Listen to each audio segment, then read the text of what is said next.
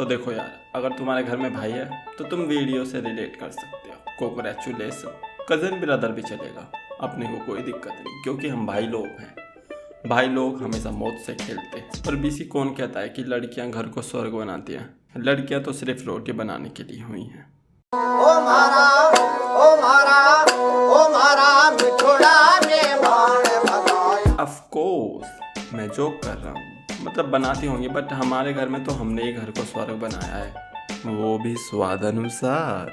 क्योंकि अगर ज़्यादा हो जाता था तो फिर हमारे चूतड़ों पे फट्टे बजते थे सच्ची में। फिर लोग हमसे पूछते थे आपकी डुई इतनी ऊपर क्यों है? भाई क्या ही एम्बेरसिंग मोमेंट होता था यार। तो 4 लोगों में मेरी इज्जत कम हो गई थी। एक बार तो घर के बाहर पिटा था मैं, हाँ, क्योंकि मैं कंचे खेलता था बहुत ज़्यादा। तो एक बार मैं और मेरा भाई, तो हम स्कूल से आए तो हमने देखा कि हमारे घर पर डॉक्टर आए हुए हैं जानवरों के।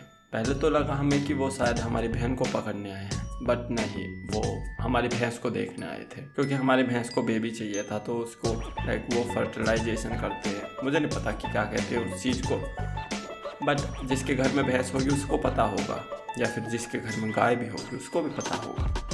बट कितना मज़ा आता अगर वो सच्ची में मेरी बहन को पकड़ते। हाँ, उस दिन के लिए मैं तरस रहा हूँ। तो मैं और मेरा बड़ा भाई हम बैठे उसे देख रहे, फिर हमारे मन में आया बीसी ये तो हम भी कर सकते हैं, ये तो बहुत ही ईजी है ब्रो। और यहीं पर शुरू होती है घर को स्वर्ग बनाने की पहली प्रक्रिया। तो अगले दिन घर पर कोई नहीं, सब खेत गए हुए थे। तो मेरा बड़ा भाई मेरे पास आया और बोला चल भाई डॉक्टर डॉक्टर खेलते हैं। मैं फुद्दूरा, मैं भी चल गया अपने भाई चलो भाई। तो वो डॉक्टर बना और मैं उसकी नर्स। हाँ, मैं नर्स बना था क्योंकि मुझे नहीं पता था कि लड़कियों को क्या कहते हैं इंग्लिश में, तो मैं उसकी नर्स बन गया। अब क्योंकि हम छोटे डॉक्टर थे तो हमने फैसला किया कि हम बड़े पेशेंट्स को नहीं देखेंगे, हम देखेंगे पेशेंट्स के बच्चों को, यानी छोटे छोटे जानवरों को। क्योंकि बड़े पेशेंट शायद हमारे थोपड़ा का नक्शा चेंज कर सकते हैं, तो हम उनके दौरे नहीं जाएंगे।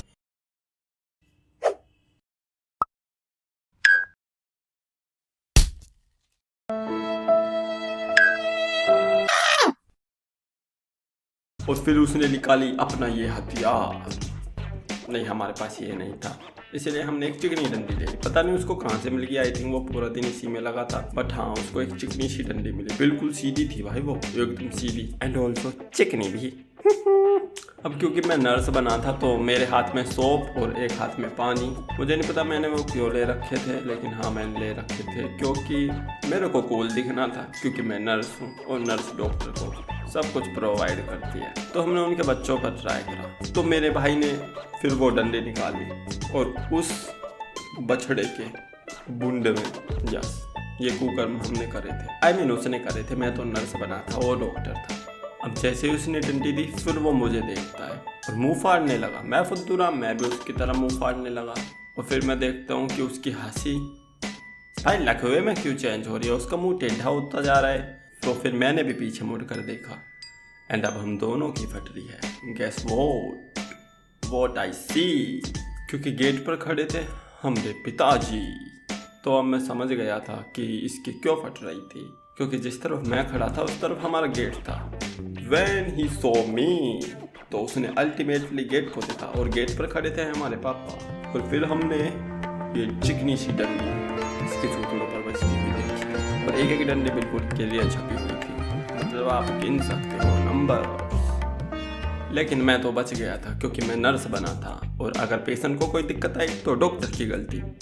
And I always wondering about it, in Bollywood movies में नर्स पेशेंट्स को पॉइजन का इंजेक्शन लगा के चली जाती है और किसी को पता नहीं चलता।